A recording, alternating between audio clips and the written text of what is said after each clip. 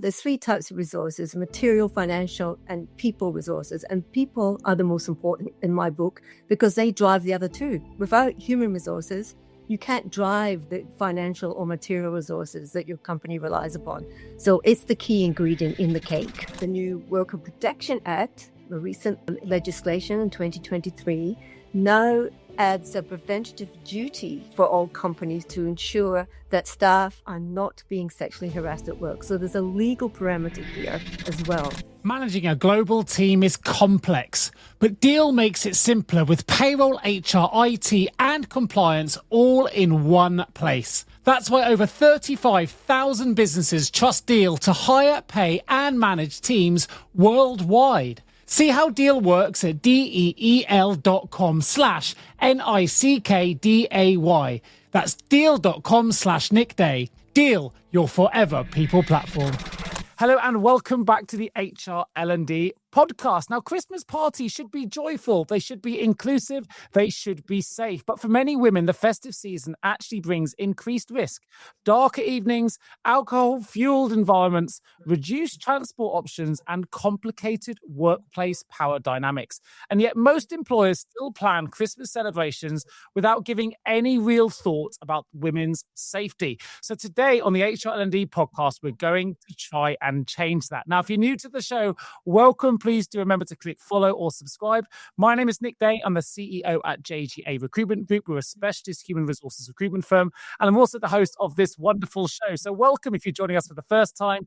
Most importantly, if you enjoyed today's episode, please do share this with your colleagues and friends so we can really raise the profile of human resources worldwide. And of course, this is a bit of a Christmas special episode today, but one that comes with a very important message. As organizations across the UK and beyond prepare for their Christmas parties and their end of year celebrations, we've got to talk about something that I think many leaders overlook. How do we make sure that the festive workplace events that we like to create for our employees are genuinely safe, inclusive, and supportive for women? So today I'm joined by someone doing extraordinary work in this space. It's Morag Henderson. She's Advocacy Program Director for Optimist International, a global volunteer movement dedicated to improving the lives and safety of women and girls. So Morag, welcome to the HR L&D podcast, a Christmas special episode. It's wonderful to have you on the show. How are you feeling? Well, thank you, Nick. Thank you for the warm welcome. I'm feeling very Christmassy. I've even got my green jacket on. Fantastic. You know what? I knew this was a Christmas special. I have no excuse. I should have put a jumper on especially, and I haven't. So I'm going to remind myself next time. But look, before we unwrap everything today, we're going to discuss a really important subject. I'm going to ask this first question, something I ask all of my guests, which is this. What do the words human resources mean to you? Well, for me, it means the capacity of your workforce in terms of the people that you hire to do a certain job. You know, there's three types of resources: material, financial, and people resources. And people are the most important in my book because they drive the other two. Without human resources, you can't drive the financial or material resources that your company relies upon. So it's the key ingredient in the cake. Love that. You know, I've never had that response before. And of course, for our listeners may not be familiar, you're not, of course, an HR specific leader. You're someone who is an absolute advocate for improving safety for women in the workplace. So let's begin maybe with awareness and Christmas specific safety. As we do enter this, a very much a crazy season for some, what are the key kind of safety risks that women face in workplace social events? And why are these risks so often overlooked by employers? Well, the usual things that people know about. So it can be anything from comments, lewd jokes, insensitive language, touching, groping, and the more serious sexual assault, of course, and rape. So it kind of is a big range. It's a gamut. Also, I'd say traveling alone late at night is another key risk that women in particular face, and particularly at this time of year in Christmas, when both predators from inside and outside the workplace can target them if they're alone. I think all these risks are well documented, and many reports in the industry and also within the parliamentary committees who have had lots of debates on this recently. And Optimist International do follow these debates in Parliament to be on top of the latest issues. And we're also aware that the new Worker Protection Act, the recent legislation in 2023, now adds a preventative duty for all companies to ensure that staff are not being sexually harassed at work. So there's a legal parameter here as well. Coming to your, why is it overlooked? I just want to add one more thing to that.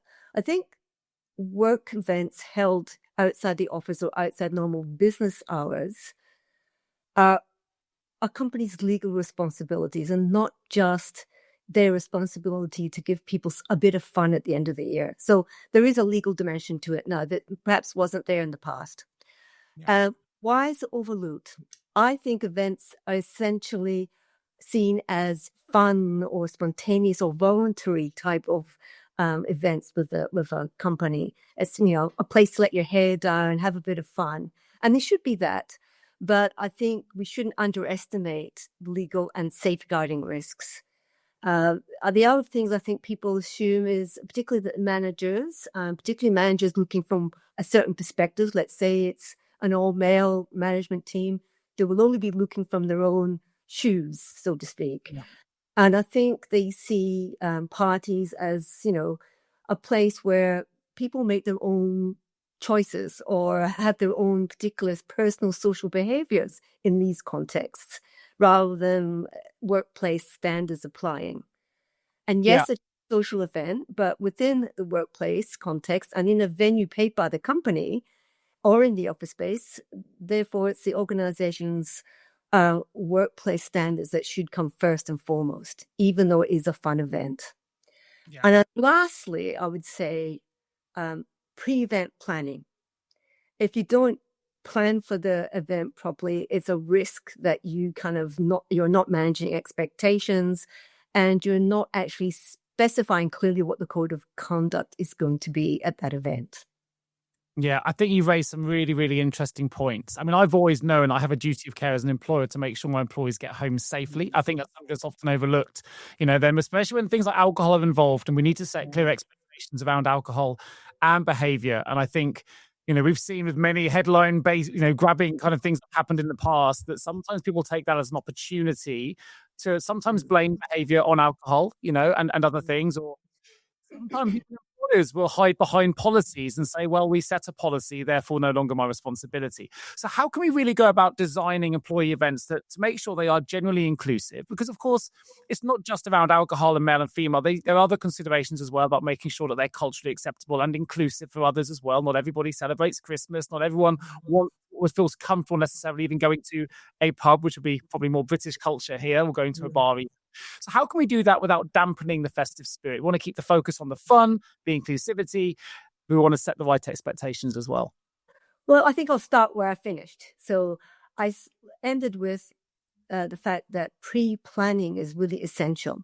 So I go back to that. The need for pre-planning the event. This includes clear code of conduct being known to the staff. So, if an organization, and some don't, if you're small, don't really have a formal written code of conduct, you can always create one for the evening. You can specify what you expect from the event. So management can share and that code of conduct or that set of behaviors with the invitation.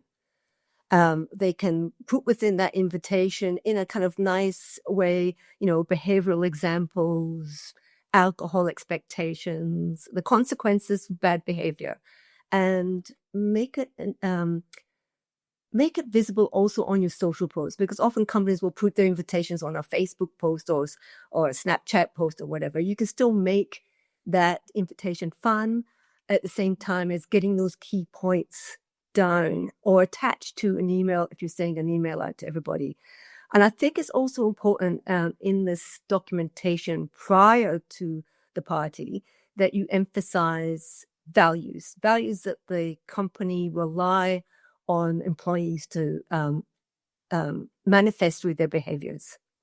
So, for example, respect, trust, mutual support, inclusion, as you had mentioned, and cooperation, and cultural sensitivity. I think cultural sensitivity is very much linked to inclusion. So It doesn't matter what background you come from. And as you mentioned, the venue is really important. And also the layout has its particular pitfalls. So don't pick a venue that's out of the way and not near public transport. Don't pick a venue that is difficult to access, with high heels going down a cobbled street and down a dark laneway, for example. Be sensible about where you pick. Make sure that there's security at the venue, that it's close to well-lit proximity to taxi ranks or bus routes and public transport routes. And I would also add that you have designated observers. You may call it something else, but I always think of it as designated observers from my own work life, where people from within each team or within the HR team would be kind of on standby to be that person to watch the behaviors of all, perhaps even opt out of having a glass of wine or two because they're kind of on duty, if you like, to make sure everything runs smoothly. And I think with a small team of trained observers, you should have management there. Management should always be at the parties that they're holding under their umbrella, if you like. Yeah. And I think, it's really important, particularly when you're having that party off-site, that you maintain the reputation of that company. Because as soon as one incident happens, that's a slur on that company's name, isn't it? So you want to maintain a good reputational and standing with that venue, but also with the broader public if they're around. So I think dealing with an issue before it escalates is an important factor of having these observers.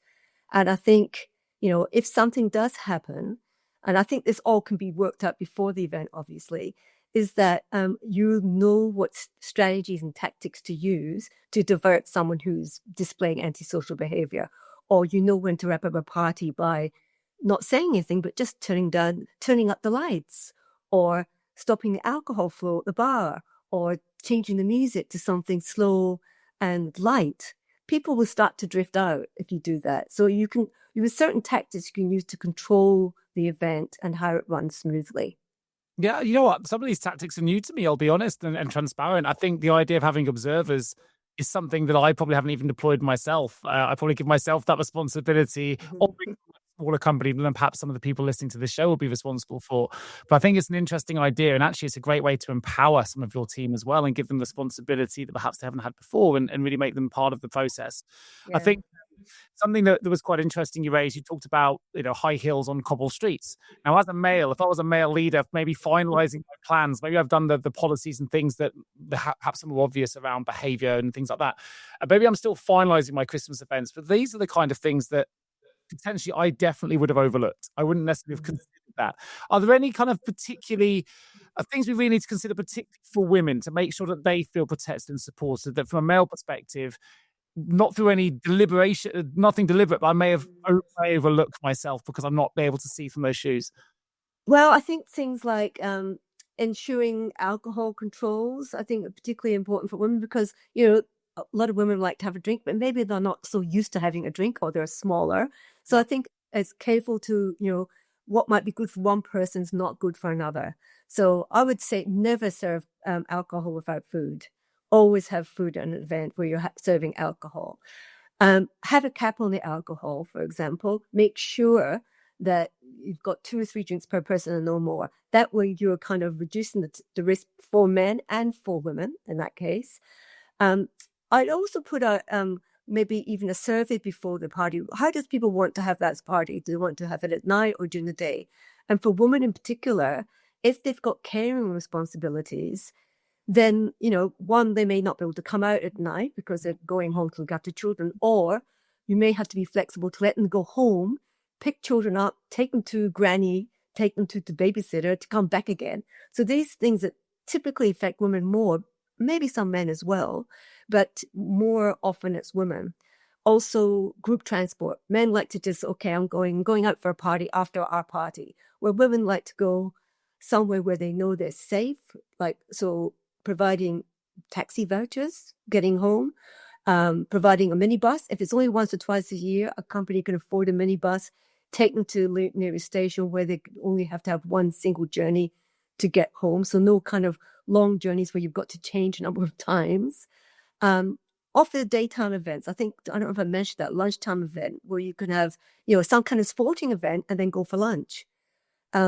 something that we did in my career, I was working in Sydney, was that one of our Christmas events, because it was summertime in Sydney, we got to climb the Sydney Harbour Bridge right over the coat hanger, as they call it, looking at the road down below. We had, it was like a climbing event. So we had our ropes and all our gear on, so we were perfectly safe, and a guide. But that was so much fun. It was just as fun as a party, dancing with music and alcohol, but absolutely no alcohol because there was certain safety rules involved. But afterwards, we went for lunch and we had one glass of wine. And for me, that was a perfect Christmas outing because it had a bit of action, daytime event. We still had a nice lunch, and we went home before it was dark. So you can be inventive, and I think too, when you think about all the people in your organization, try to see it from their eyes or what would suit them. So I think, that's kind of some of the things I can think of at the top of my head. And I just thought of something else, actually. Before the event, like a month before the event, exactly on the 25th of November, Sororitas International celebrate 16 days of promoting elimination of violence against women. Lots of companies can do this in tandem with a Christmas party. They can do this 16 days of, making, showing that the company cares about these campaigns. It's an international campaign. It's apolitical, and it runs from the 25th of November to the 10th of December, which is Human Rights Day. So you can make a thing of that in the workplace, which can lead up to sensitizing everybody towards the Christmas party, which will happen before the 25th of December anyway, more likely middle of the month. So that's a nice kind of segue into thinking about Christmas and thinking about others. So that's about policy, I guess, in the workplace, updating policy documents, and your procedures are all in place, et cetera, et cetera. Yeah, sounds like a great idea. I also love the idea of your Sydney Harbour Bridge trip. That's something I would love to do. And it's also really good at sort of building team collaboration as well and getting to know people in different environments. It's a really good example. Two things I want to bring up. One is just going back to that observer training, because I know that Bystander, I think it's known as Bystander training here in the UK, but it's not something necessarily widely adopted. But actually, it's a really good way to help people feel supported in the workplace if they're going to parties. Knowing that actually there's even bystanders there can make you feel safer at work. So I wonder if you can just give us a little bit more information about what that bystander intervention training might involve and how companies are interested, even if they've missed the boat this year, maybe they want to get people involved in this for future parties and future events. Because my understanding is it can make a real difference, particularly where alcohol is available and where it can lower inhibitions. Yes, I think so too. So, the training could involve short scenario-based briefings, a bit of role play, learning how to spot, say, an escalation before it actually escalates, intervening in a way where you're distracting people, supporting others who are looking like they're by themselves, making sure no one is by themselves, making introductions of that person who perhaps new or feels a little bit shy into other groups that are safe. Knowing where the routes are for people to get to and from public transport, things like knowing the reporting system, knowing the code of conduct, living by the code of conduct.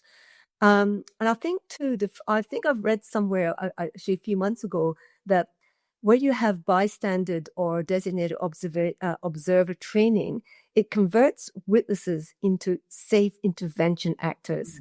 So I think it's almost like empowering everybody in your organization to have that role. So you're empowering people to stand up. Absolutely. Often people don't intervene because, it's not my place, that's the manager's place, or that's HR's place, not my place, or I don't want to get involved, I'll make things worse.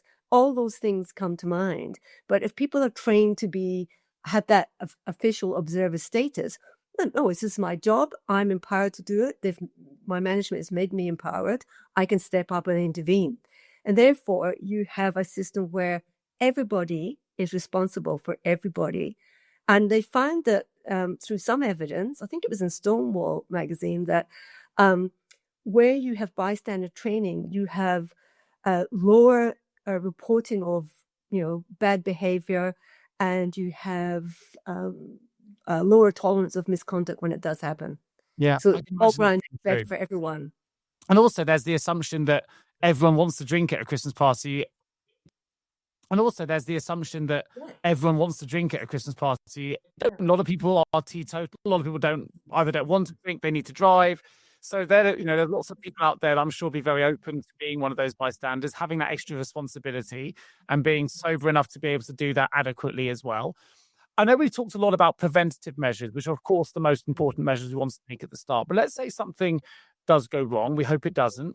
What should employers, I guess women in this example, what's the right process to go through? How should we make sure that we feel we've created an environment as employers that is psychologically safe enough for people to raise a complaint if something does go wrong? And as what should that process someone look who like? used to work for the United Nations in sometimes very risky environments, risk mitigation was key, not only for my safety, but for those of the beneficiaries. And I think it's where you have risk prevention clearly stated within your policies and that explicitly covers social events as well, is important for you to know, because the process is transparent, the steps of the process.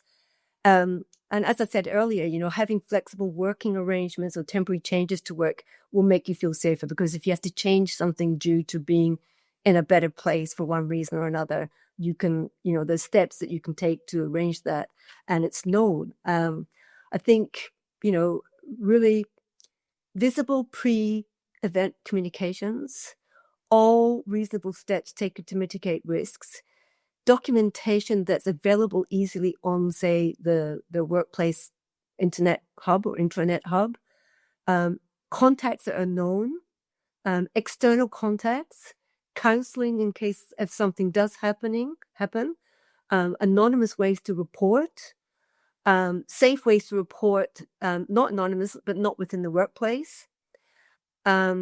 So basically, and also confidentiality and non-retaliation, clear protections and sanctions against the whole victim blaming. So as you mentioned earlier, not having alcohol as the excuse, or well, I behaved badly because of, I had one too many. It's not an excuse. Absolutely. And there's going to be no retaliation. In fact, I met a couple of young women from a local university recently at a 16 Days of Action event. And they were putting on an exhibition called What Were You Wearing? Exhibition. So the exhibition was focused on what women wear when they're being sexually attacked usually at a party or out of home event. And they say when they report it, the first question they always get asked by the police or even by their work colleagues, if it's a work event, is what were you wearing? So it shouldn't really be the first question first. It's not taking, it's passing on. Exactly, I was good. It's passing on the culpability. It's actually passing responsibility to them. Yeah, it's a bit like someone saying, "Well, it's not my fault because I was drinking," Absolutely. or it's her fault wearing X, Y, or Z. Yeah.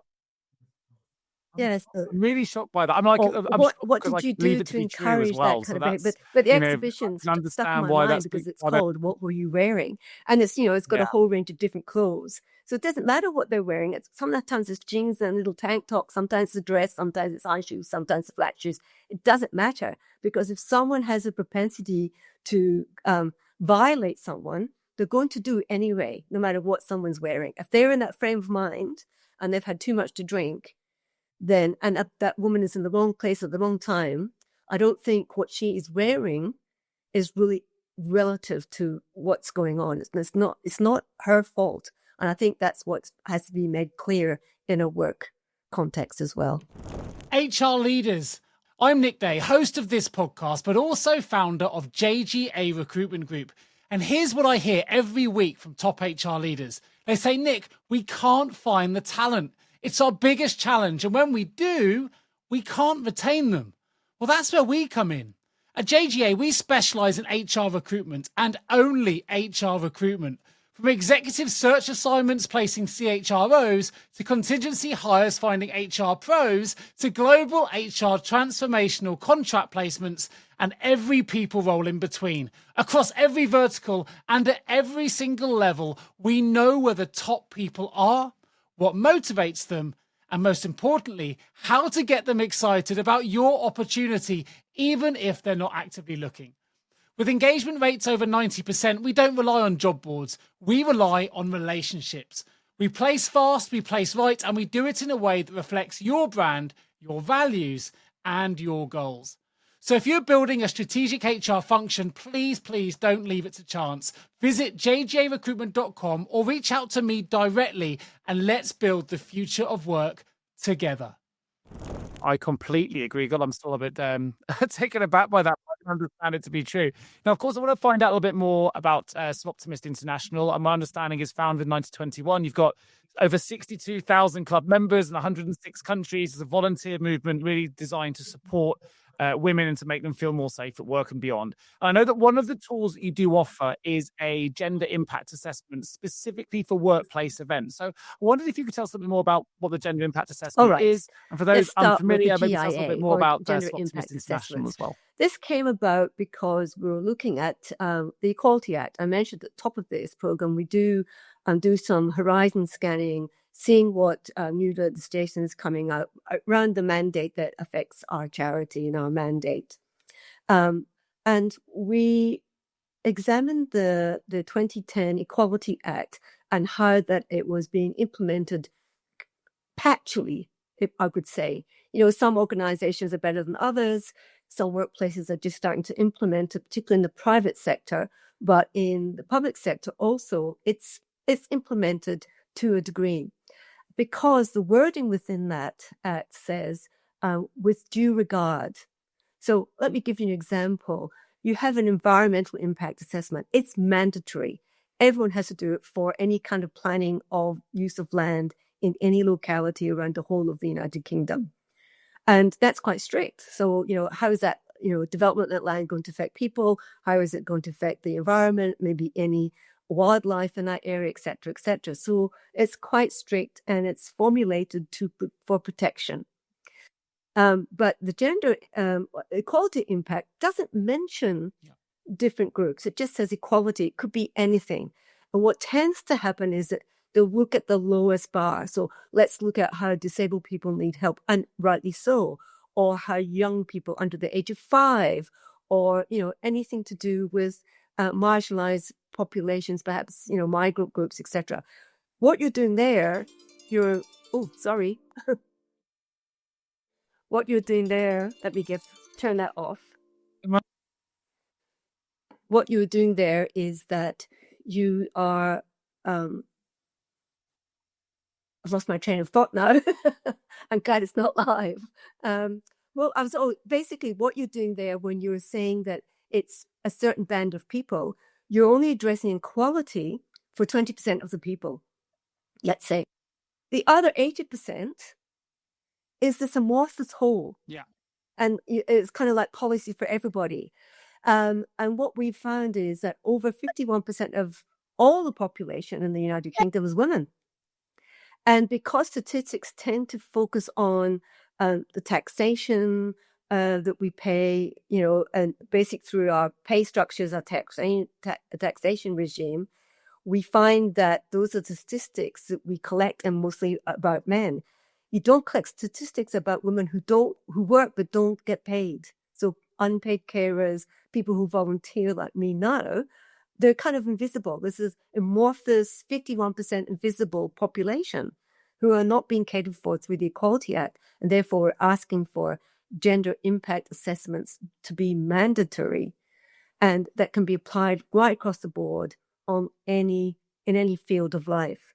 And coming back to the Christmas party or the workplace, that is the same as what we've just gone through. How do I tailor this party or this event for all my women employees, my male employees, my, people who are not, say, religious, or people who have different religious or cultural background. So basically it's understanding how to stand in their shoes and see the event through their eyes.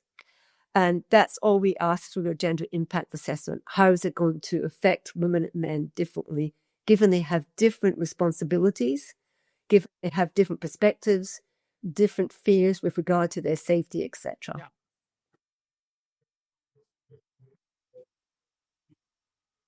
So clearly a very powerful tool for organisations to use to improve safety and inclusion at Christmas events in particular. Of course, that's all that people can access at Sir Optimist International. I will put a link to the website for those that want to find out more about the organisation, the great volunteering work that they do, and projects and things like that. So do take a look at that if you're listening to this, and that link will be in the show notes. But I wonder if you could just tell us a little bit more about the organisation itself, Moray. Just tell us a little bit about why maybe some of our listeners may want to get involved, maybe some of them are already members, but it was something that I wasn't so familiar with until I researched for this show. So I think it's a really brilliant organisation for supporting women. I think it's something that people need to know about. It was established in the United States of America.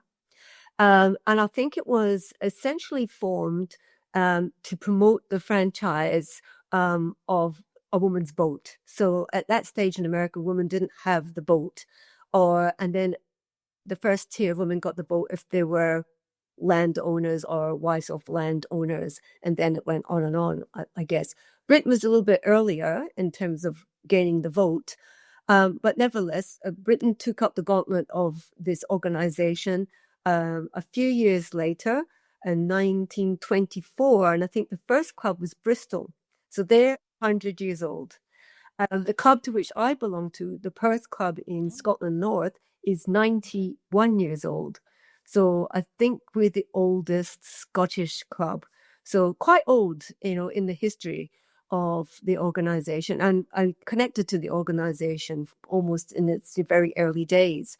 It has United Nations consultative status. That means we are a level 1 organization or NGO that can go represent our grassroots clubs and our membership at the United Nations to tell the United Nations what we believe women need in our countries to which we belong.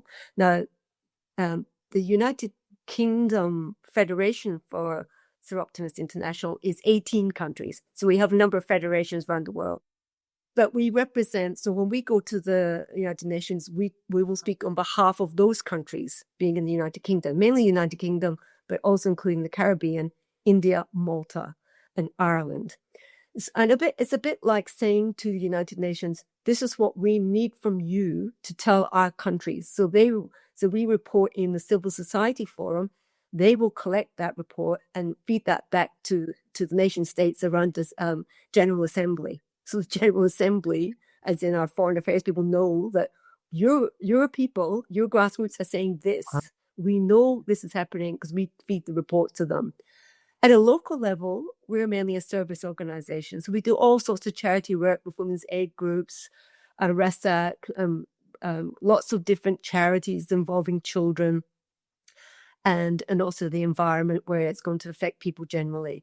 So we kind of have our hands in lots of things. We will do traditional things like, have a knitting bee or sell baked goods to raise money, but that money will end up in some kind of charity linked to our mandate. So we work from grassroots to international level and everything in between.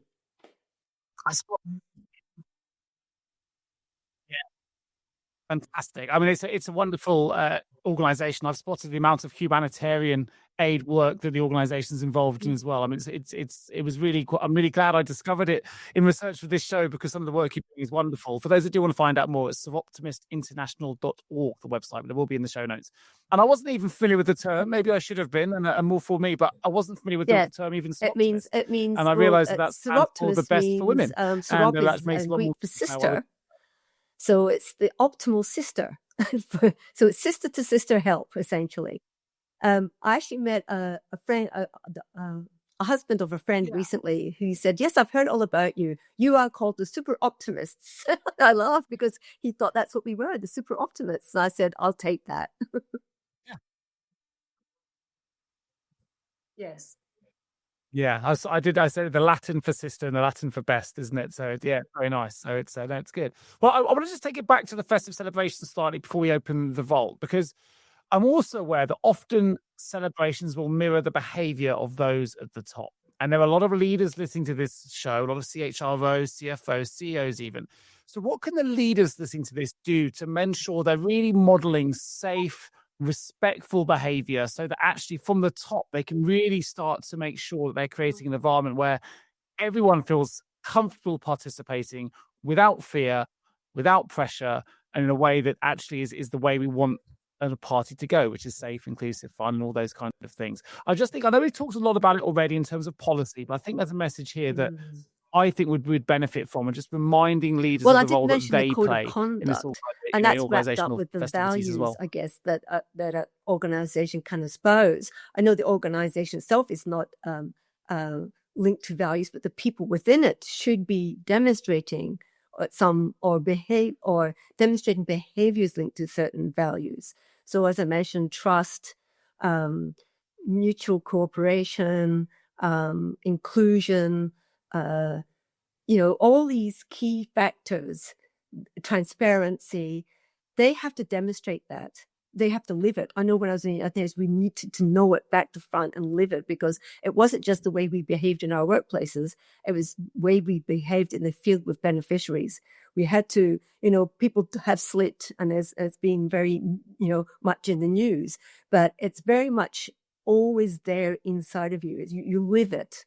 And I think you said it very well. They have to model and show by example those values of trust and faith in all the things that they say in their policy documents. They need to act that out. So for example, being involved in the observer training, being at the observer training, being an observer with others, and being involved with people when they feeling that the system failed them somehow, being the first person to, do you need help? Is HR giving you the right steer? They really need to embody everything that's coming out from HR in their own actions and their own behaviors.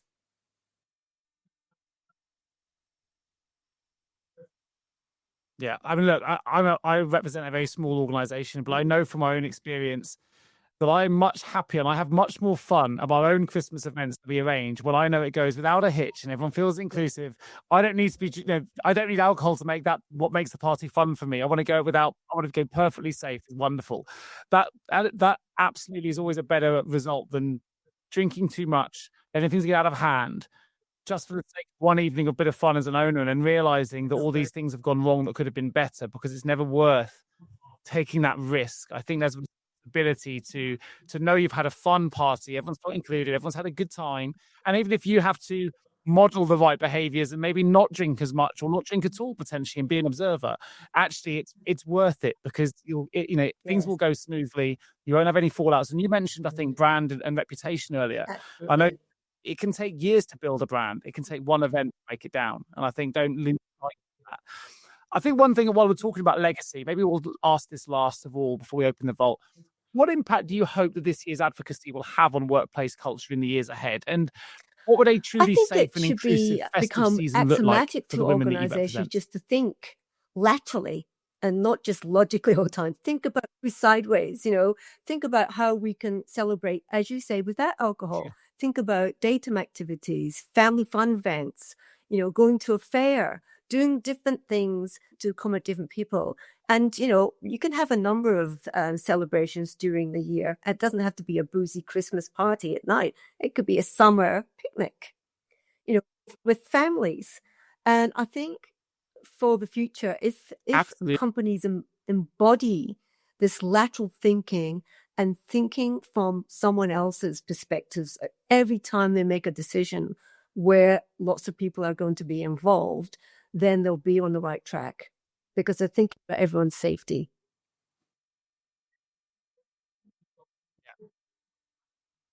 Yeah, great advice. Listen, let's open HR L&D Vault then. 4 short, sharp questions for you, but powerful ones in this instance. So question 1, what's one small but powerful change employers can make to instantly boost safety at their Christmas party? To be present and to be there to help include those who look like a bit of a wallflower, and to make sure women are safe inside and outside the venue.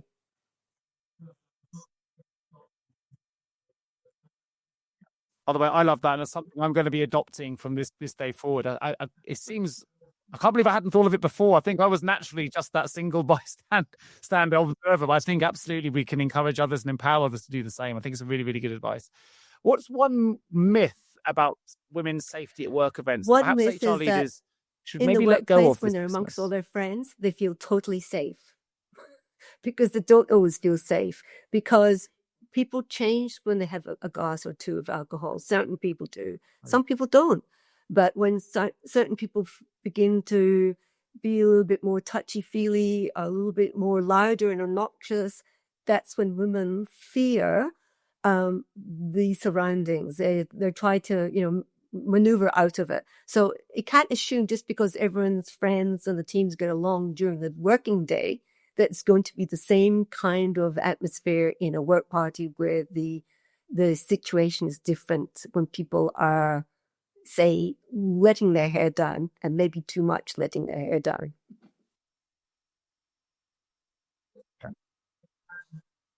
Really good advice. Really good advice. Number 3, what is one safeguarding action every organisation I've should mentioned take the training, before their but maybe Christmas one other event thing that I even don't think I begins? have mentioned is having a chat group set up, maybe on WhatsApp, for all the women in the organization or for all the observers. So what one observer might see in one area, another might not see in another, so they can text each other. So it's just something really small and really easy to set up, just a chat, amongst a few people. Is everything going over there? All right over there? Yes, everything's going right here. So, you could do something like that where it's easy to connect with people throughout the party, and also to alert women, hello, everybody, the bus is waiting outside, without having to, stand up above all the crowd. You can just, alert people through a phone app.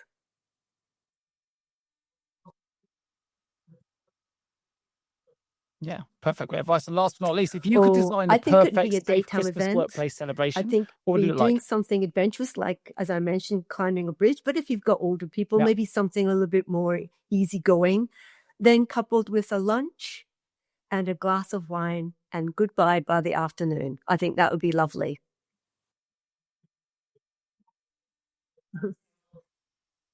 That sounds pretty good to me as well. If I can get to scale Sydney Harbour Bridge at the same time, then I'm very, very happy. Maury, thank you ever so much for joining me for this incredibly important Christmas special, I think. I hope you've given so much advice for our listeners today, and all very, very valid, important messages for people to take away with them. I think this time of year should be about joy, connection, and celebration, not fear, not avoidance, not unspoken risks.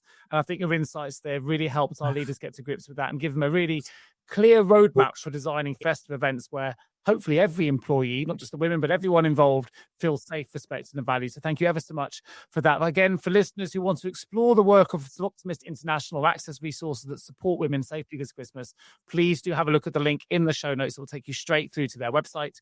And if you found this episode valuable, please remember to share it with your HR colleagues and friends. Maybe those that are designing some of these policies, maybe the leaders in those sub-teams that you have within an organization that are hosting their own Christmas events.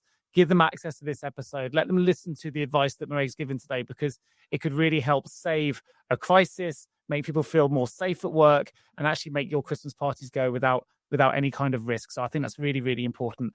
Marie, thank you ever so much again for joining. Thank you, Nick, and have a wonderful Christmas. Global teams are more connected than ever, but managing payroll, HR, and IT can still feel fragmented. Deel simplifies global work with one platform that keeps everything running smoothly.